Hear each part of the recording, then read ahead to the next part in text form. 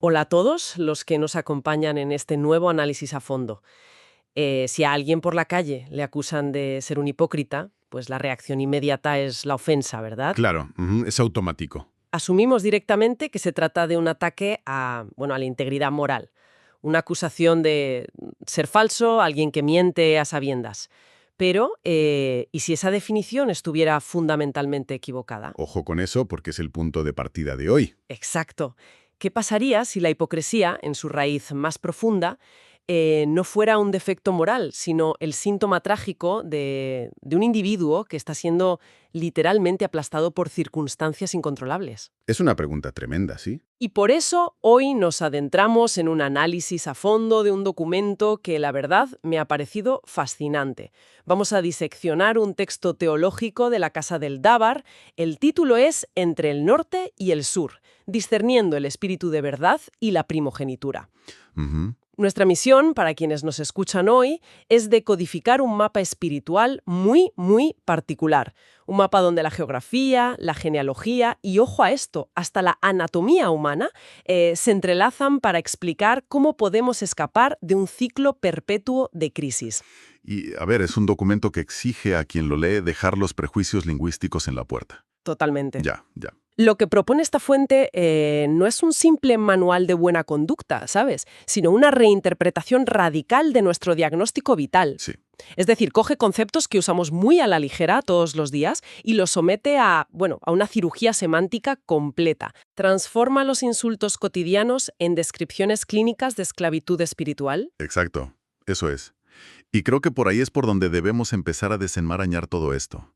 Porque la fuente arranca dinamitando esa misma palabra que mencionabas, la hipocresía. Fíjate que el texto se va directo a la etimología griega y separa el término en dos bloques, que es brillante. Hipo, que significa debajo de, y crisis, que asocia con el juicio o el conflicto. Ujú. O sea, bajo la óptica de este documento, el hipócrita no es el villano, es un rehén. Es alguien que está operando bajo crisis. Claro. El cambio de paradigma es brutal. Es brutal porque, a ver, el orador argumenta que el mundo está permeado por un espíritu de error o de engaño, y su estrategia principal es fabricar crisis de manera constante, Todo el rato. todo el rato. Pueden ser, no sé, crisis macroeconómicas, sanitarias o incluso microcrisis, familiares de tu día a día. Sí, la presión constante. Y cuando una persona no tiene un fundamento sólido, pues ese peso le cae encima. Estar bajo crisis significa perder la capacidad de actuar desde el libre albedrío, desde la verdad. Porque pasas a operar en puro modo de supervivencia. Totalmente. Respondes al miedo, a la presión del grupo, al pánico del momento. Tus acciones ya no reflejan lo que realmente crees, reflejan lo que la presión te obliga a hacer para sobrevivir. Y por eso pareces falso. Por eso, desde fuera, te llaman hipócrita. Exactamente. Pero a mí me llama mucho la atención que la consecuencia directa de ese estado de supervivencia es lo que el texto define como un bucle trágico. Ujú. El bucle. Porque, claro, uno pensaría que la persona que está aplastada por la crisis, pues simplemente se queda ahí, sufriendo, ¿no? Ya. Pasivamente. Sin embargo, la fuente describe un mecanismo psicológico y espiritual mucho más oscuro. El ciclo interminable entre la víctima y el victimario. A ver, es que el agotamiento juega un papel clave ahí. El individuo que está bajo crisis, primero, sufre como víctima. Se siente acorralado, enfermo por la presión de su entorno. Sí, está asfixiado. Pero claro, la psique humana o el espíritu humano, según el texto, no puede tolerar ese nivel de sumisión para siempre. Llega a un punto de quiebre absoluto. Donde la persona intenta, pues, recuperar el control. Exacto. Pero el problema radica en que, al estar cegada por ese mismo espíritu de engaño que generó la crisis, su rebelión no la lleva a una libertad real. Ya. En su desesperación por dejar de ser la víctima que sufre el abuso, adopta las mismas herramientas del sistema que la oprime. Se convierte en el victimario que genera crisis para otros. Fíjate, es como intentar conducir un coche pisando el acelerador y el freno a la vez. Ostras, qué buena analogía. Sí. O sea, el intelecto, o una parte tuya, quiere avanzar hacia la libertad, pero el sistema nervioso, que está aterrado por la crisis, pisa el freno del miedo y reacciona a la defensiva. Y esa fricción constante quema el motor. Quema el motor por completo. Y en el intento de huir del dolor, pues inviertes los papeles, pero sigues dentro del mismo vehículo averiado. Es una rueda de hámster súper tóxica. Y de ahí no sales. Claro, la gran pregunta que surge al ver este diagnóstico tan desolador para cualquiera que nos escuche es ¿qué mecanismo de salida propone el autor? ¿Cómo rompemos la rueda? Pues mira, la herramienta de extracción es un concepto genealógico que el documento denomina primogenitura. Primogenitura. Ujú. Pero ojo, para que este mecanismo funcione, la fuente hace una corrección lingüística muy específica sobre cómo solemos leer los textos bíblicos. Sí. Critica abiertamente la traducción de unigénito cuando se refiere a Cristo. Y aboga por usar el término original griego que es monogénito. Monogénito. A ver, mono, que es uno, y génesis o genotipo, origen. Es decir, una sola sangre o una sola naturaleza. Suena casi a biología celular aplicada a la teología, fíjate. Es que es tal cual, y es una distinción vital para la lógica del autor. Tener una sola sangre significa poseer un linaje espiritual único, no fracturado. Ujú. El primogénito aquí no es el hermano mayor de una familia. Ya. Es aquel que adquiere esta cualidad monogénita. Es un individuo cuya identidad y voluntad están unificadas. Cuando logras operar desde esa naturaleza monogénita, dejas de reaccionar a las crisis externas. Porque tu fuente de identidad ya no depende de si hay inflación o si tu jefe te grita. Depende de una única verdad interior. Exacto. Ese es el mecanismo que apaga la fricción del motor que decías tú antes. Lo cual nos lleva a la otra cara de la moneda, ¿verdad? Porque el texto define el estado de fracaso absoluto como ser duogénito, Duogénito, sí. alguien con lealtades divididas. Y, a ver, tiene todo el sentido si lo analizamos mecánicamente. Si un día operas desde la compasión y de repente al día siguiente, porque las facturas aprietan, atacas a tu vecino, Estás partido en dos. tu naturaleza está partida, estás contaminado por la reacción. Y esa contaminación, esa naturaleza duogénita, es exactamente lo que te devuelve a la casilla de salida, a estar otra vez bajo crisis. Claro. Si intentas servir al espíritu de verdad, pero mantienes un pie en las lógicas del engaño mundano, la estructura colapsa. La primogenitura es un rescate identitario que rompe el ciclo de víctima y victimario. Vale, de acuerdo. Digamos que logramos entender este cambio de identidad. Conseguimos un motor de una sola naturaleza, sin fricciones. ¿Vale? Tener el motor a punto está genial, pero si no sabemos hacia dónde girar el volante, nos estrellamos igual. Cierto, hace falta dirección. Necesitamos una dirección. Y aquí es donde la lectura nos mete en una geografía espiritual que a mí me ha dejado fascinada. Es súper interesante. Utiliza una brújula que no marca ni montañas ni ríos, sino dominios del alma. El norte y el sur. Es que el texto, fíjate, descarta por completo el este y el oeste. Se centra solo en esta polaridad vertical. Ujú. El norte magnético aquí es el asiento inamovible de la verdad. El orador asocia el norte con el trono del Espíritu de Dios, la base absoluta de la realidad. Y no es algo que se inventa el autor sobre la marcha. Se apoya en cosmología bíblica súper antigua. Sí. Utilizan como referencia clave el capítulo 14 de Isaías, el famoso pasaje sobre la soberbia y la caída de Lucifer. Ya. El detalle en el que hacen zoom es que Satanás anhelaba sentarse, cito, en el monte de la asamblea, en el extremo norte. Quería el norte. Quería el norte, pero ese acceso le fue denegado totalmente. Y la negación de ese acceso es el pilar de este mapa. El norte pertenece solo al espíritu de verdad. Y el error no entra ahí. Entonces, por pura polaridad, al ser expulsado del norte, el espíritu de ñaño se va al otro lado. Exacto, se asienta en el extremo opuesto. El sur. El sur se convierte en la sede central de la ilusión y la manipulación. Y aquí, madre mía, aquí la fuente introduce a la gran antagonista.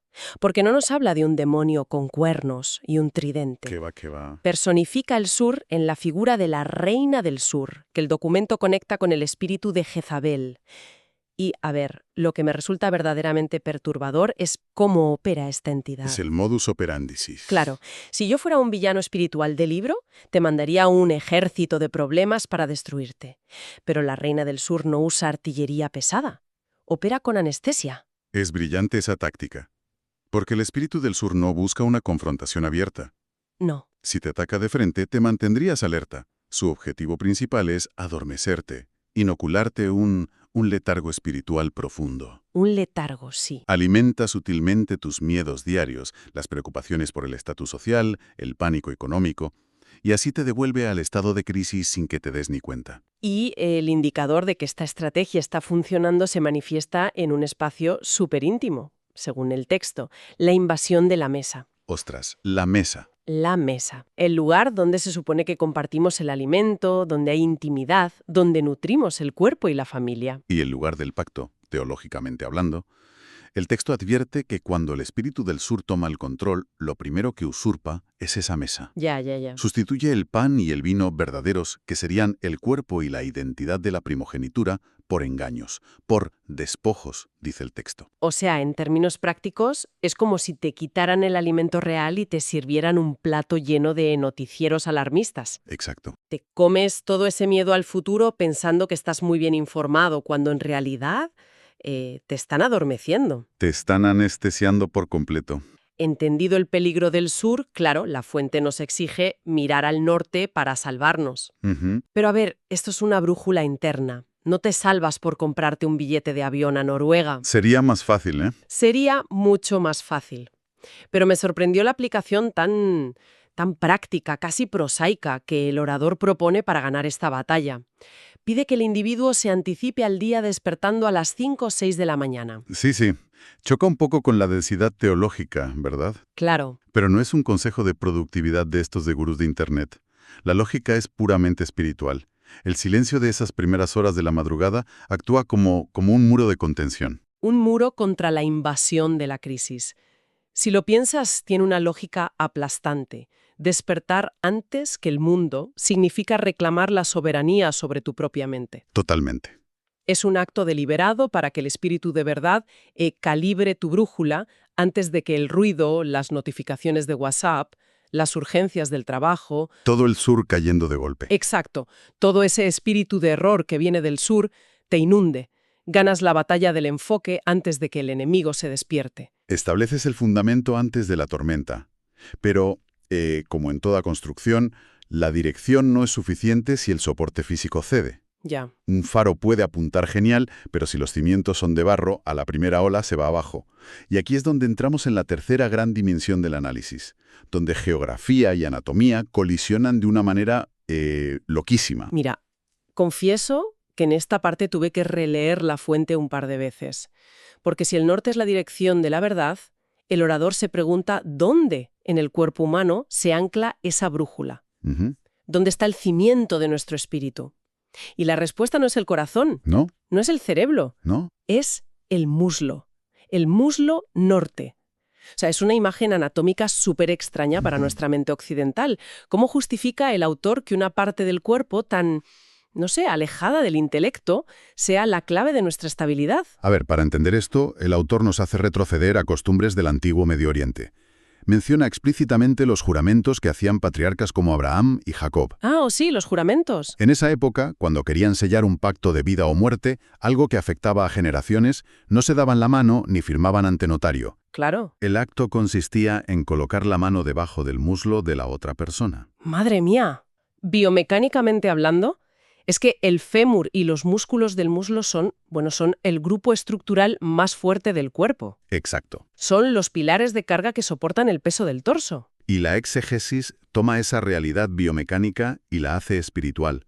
El muslo representa el pilar, la fuerza bruta, la base fundacional sobre la que asientas todo tu peso vital. Si tu muslo cede ante la presión, de nada sirven tus grandes ideas en la cabeza. Eso es. Y el texto desarrolla esta simbología aplicando esto con ciertos matices, tanto a hombres como a mujeres frente al mundo. Profundicemos en eso, porque revela mucho sobre la resistencia. Para los hombres, la fuente usa una imagen muy bélica, ceñir la espada en el muslo, que parece una metáfora marcial sin más, pero en el contexto de estar bajo crisis cambia de significado. Claro. El énfasis está en dónde te ciñes la espada, es decir, de dónde emana tu autoridad. Claro. Si un hombre asienta su liderazgo o sus decisiones en el miedo o en la necesidad de controlar por inseguridad, su espada está en un cimiento falso. Se convierte en el victimario del bucle que decíamos al principio. Eso es.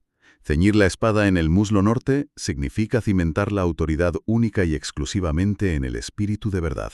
Ya. Lideras desde una firmeza inamovible, como un primogénito que no necesita aplastar a nadie porque, sencillamente, no está reaccionando a ninguna amenaza exterior. Y para ilustrar el fundamento de la mujer, madre mía, el autor hace un trabajo sobre el Salmo 128 que redefine la imagen del hogar por completo. A ver, cuenta.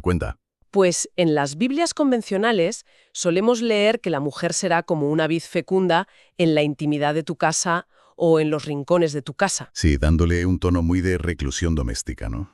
Muy de estar escondida. Sin embargo, la fuente asegura que el hebreo original apunta a otra cosa. Dice que la traducción literal de las raíces es en el muslo de tu casa. En el muslo de tu casa, fíjate cómo cambia todo. Diametralmente. La mujer ya no es un adorno en un rincón, es el cimiento vital, la vid que se enraiza en la base estructural del hogar, sosteniéndolo. ¡Wow! Y el autor contrasta ese poder fundacional tan inmenso con la trampa que le pone la reina del sur. La trampa de las curvas, ¿verdad? Sí, usa la palabra curvas varias veces. Y tú al principio lees eso y piensas, vale, esto es una crítica moralista rancia sobre la ropa o el aspecto físico. Ya la inmodestia y tal. Exacto.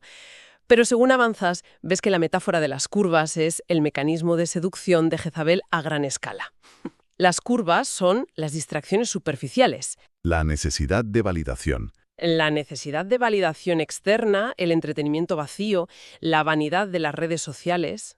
Es la reina del sur susurrando. Oye, no seas el cimiento secreto que sostiene el edificio, sé el adorno de la fachada que todo el mundo mira y aplaude. Esa es exactamente la dicotomía. El sur te vende la ilusión de poder a través del aplauso, mientras que el norte requiere la fuerza real, una fuerza que a menudo es silenciosa, invisible, de sostener la estructura espiritual de la familia cuando vienen las crisis. El espíritu de error quiere que abandones ese muslo norte y te pierdas en el laberinto superficial, claro. Y, ojo, esta crítica a la idolatría de la fachada nos lleva al que creo que es el momento más inesperado de todo el documento. Ah, sí, ya sé por dónde vas. Porque para ejemplificar esta falsa fuerza, el autor de repente cambia de canal y lanza una analogía sobre el fútbol de élite. Habla de los futbolistas de Europa y de Argentina. Yo la primera vez que leí los muslos de los futbolistas, en medio de un texto sobre la falsa profecía y Jezabel, pensé que se les había colado un párrafo de otra cosa. Es que parece un desvío radical, ¿verdad? Pero creo que es la analogía sociológica más aguda del texto. Sí. El orador utiliza los muslos de los futbolistas como el paradigma moderno del fundamento equivocado.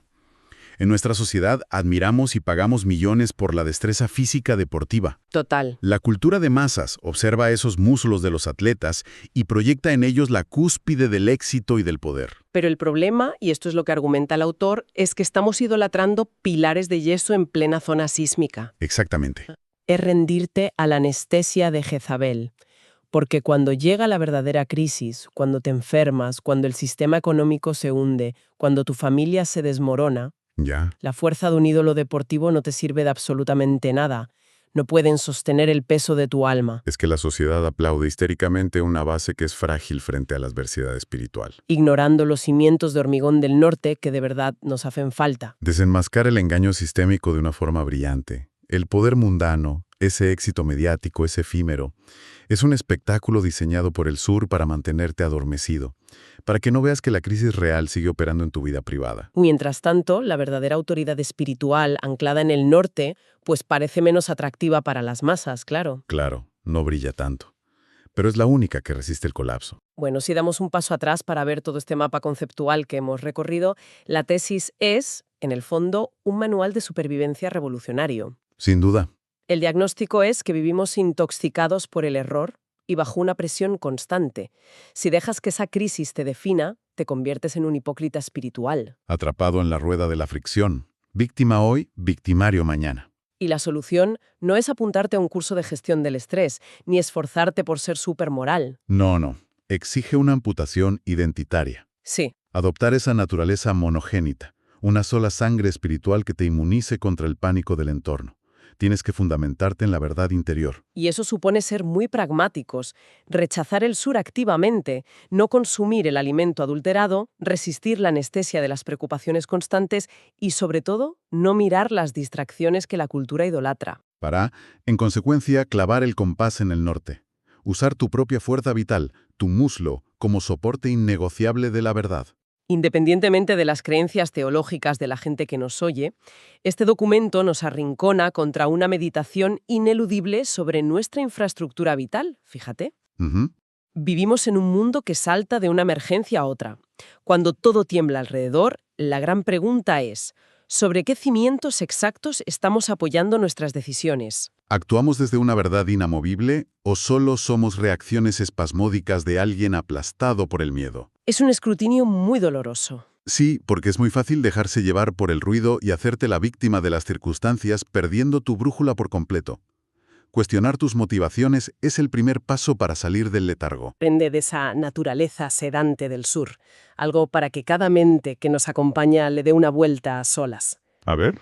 Siempre tendemos a pensar que perder el rumbo es cometer actos de maldad horribles o desastres enormes. Ya, claro. Pero si la artillería más letal de la Reina del Sur no es la destrucción, sino el simple adormecimiento, ¿cuántas áreas de nuestra vida diaria consideramos hoy que están tranquilas o pacíficas, cuando en realidad son escenarios donde hemos sido anestesiados? Uf, tremendo. Esa ausencia de conflicto que sentimos a veces, ¿es de verdad la paz de estar firmemente anclados en el norte? ¿O es solo el silencio cobarde de quien ha renunciado a su responsabilidad vital para no enfrentar la fricción de la verdad? Al final del día, el mapa más complejo de leer nunca es el que muestra las montañas de fuera, sino el que revela sobre qué terreno estamos pisando de verdad por dentro.